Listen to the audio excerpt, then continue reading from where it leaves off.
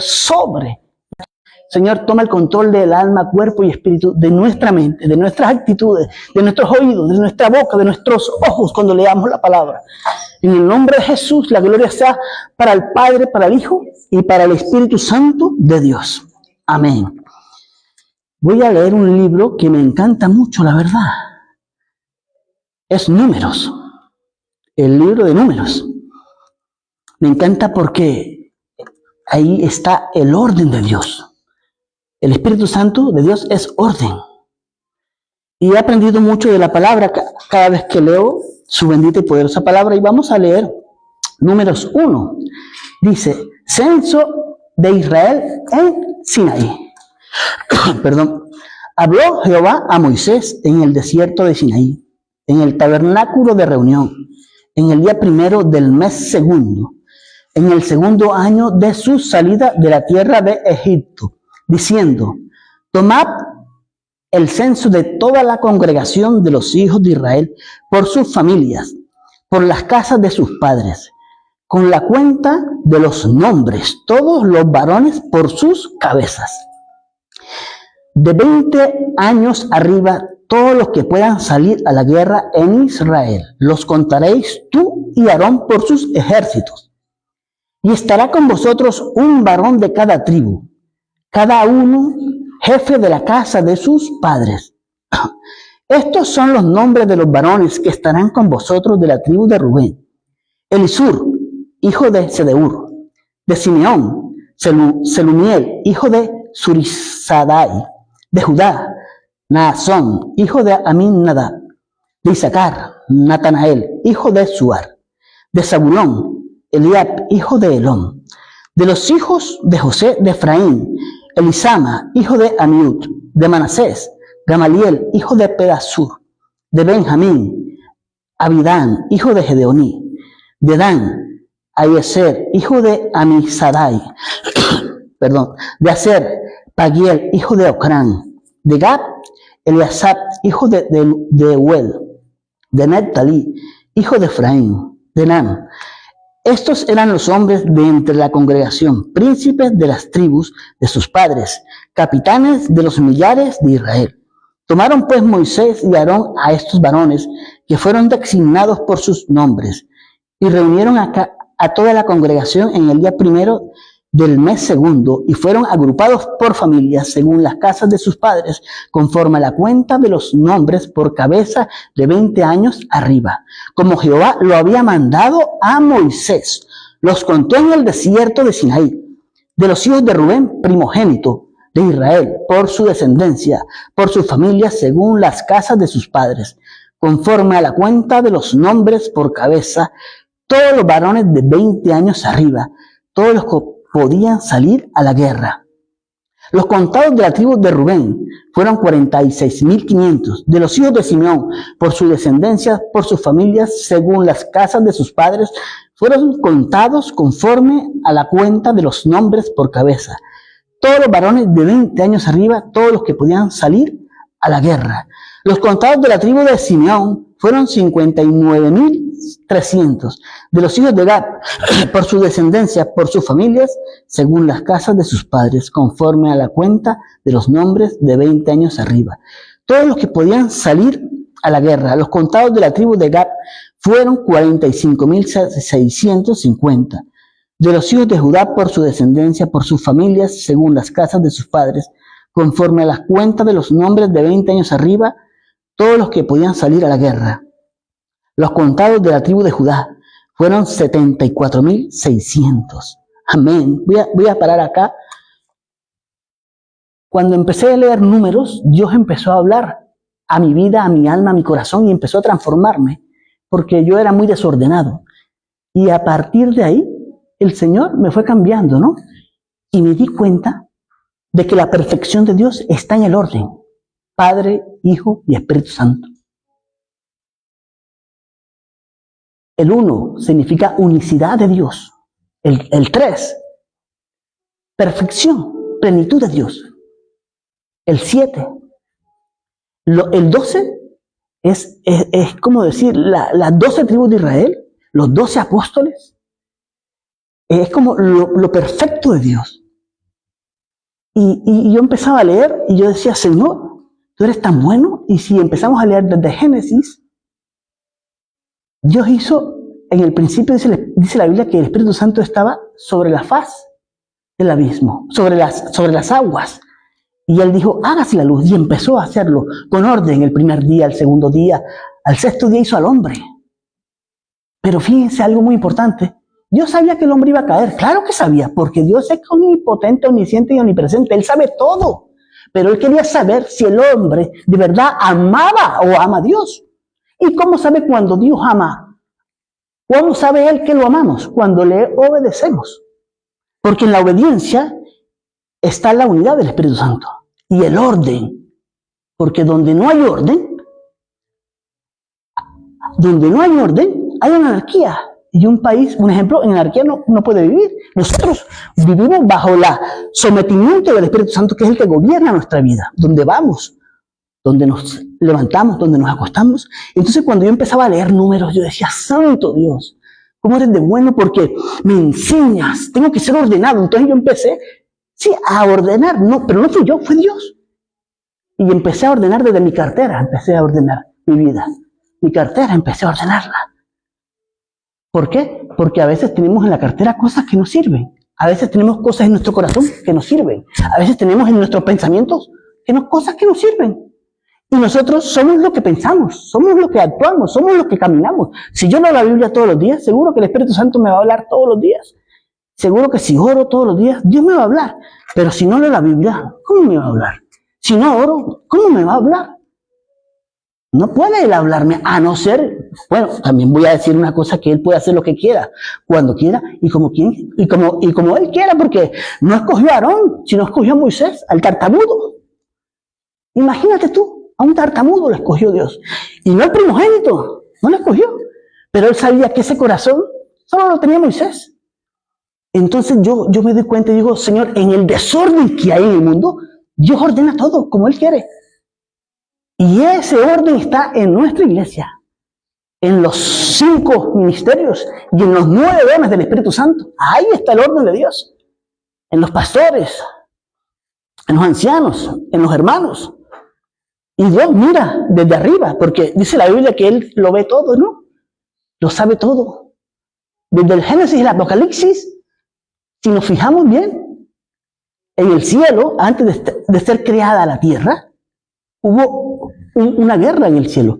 Y hubo un desorden en el cielo, porque dice la Biblia que la tercera parte de Dios se rebeló contra Dios, pero la séptima parte, que es la perfección divina, expulsó a la tercera parte. Y esos son los demonios, los que viven en el mundo, en este mundo donde vivimos. Por eso el mundo está en caos. Pero solamente cuando el hombre se somete a la palabra, entra el orden divino a nuestra vida, a nuestro corazón. Por eso el que bebía ya no bebe.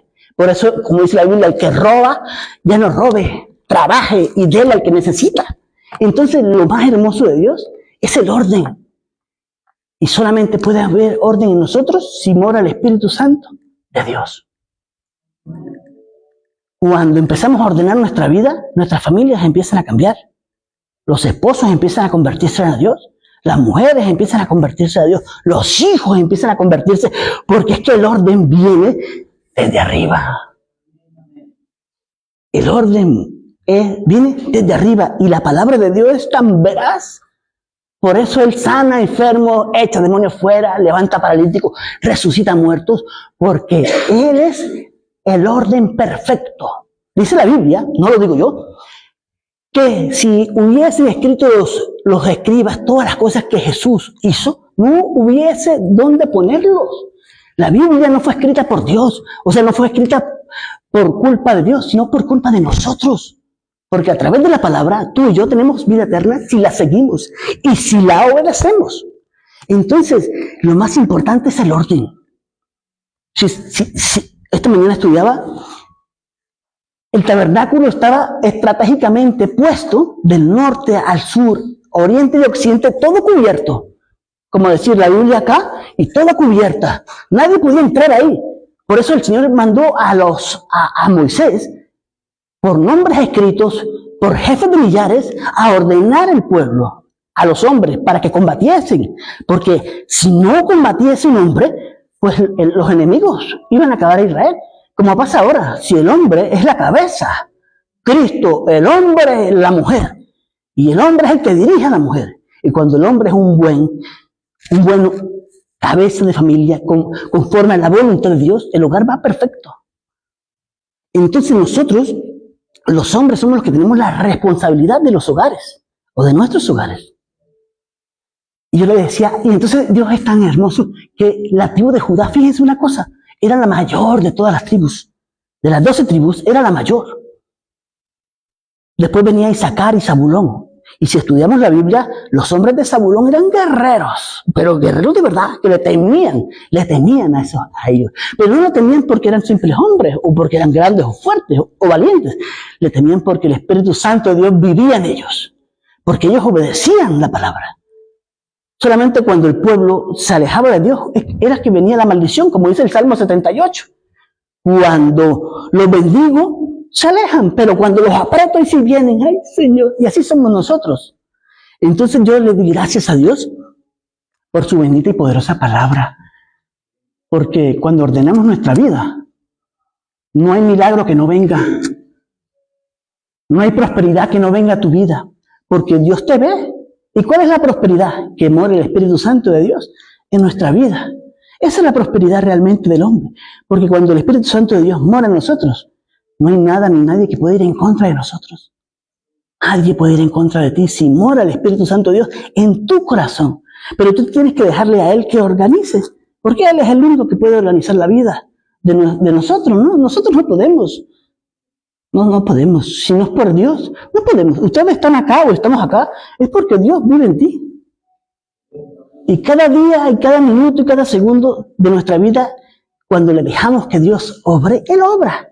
Y empieza a poner pensamientos, visiones, revelación, sueños, te habla al oído como Él quiera, porque Él es Dios. Entonces el mismo Dios de Abraham, de Isaac, de Jacob, el primero, y el último, el alfa y el omega, el principio y el fin, vive en ti. Vive en ti. Vive en tu mente, vive en tu corazón, vive en tus emociones, vive en tu levantarte, en tu acostarte, porque tú obedeces a Dios. Entonces, eso es lo bonito de Dios, porque yo digo, ahora yo le digo, Señor, a veces enséñame a orar, y a veces me quedo mudo, y sé que estoy orándole a Dios, porque a veces hasta en el silencio, ahí vive Dios. No hay que gritar, no, porque Él sabe todo. A veces somos ignorantes, no conocemos, pero a medida que vamos aprendiendo de Dios, nos damos cuenta que Él es magnífico. Y yo cada día me enamoro más de Dios, la verdad, porque me va enseñando. Cada día aprendemos más del Señor, de la palabra. A veces nos preocupamos por el mañana, por el presente, por el pasado, por el futuro. Dejémosles todo a Dios, que organice nuestra vida y que ponga orden a nuestra vida. Cuando el hombre deja que Dios ordene nuestra vida, los muros caerán como en Jericó. El mar se abrirá. Dice la palabra que vino Josué y Caleb, dice que de los 12 solamente 2 vinieron con fe, diciendo, vamos a tomarlos, porque los racimos son así de grandes. Y en los hijos de Israel están ahí, Josué y Caleb, cargando un racimo. De los 12, solo 2, los otros 10 murieron. Y una generación entera murió. Y Dios tuvo que esperar 38 años después, hasta que no se muriera el último incrédulo, para que la nueva generación entrara a la tierra prometida. Entonces dejemos que el mismo Dios que ordenó en ese tiempo, ordene nuestra vida ahora.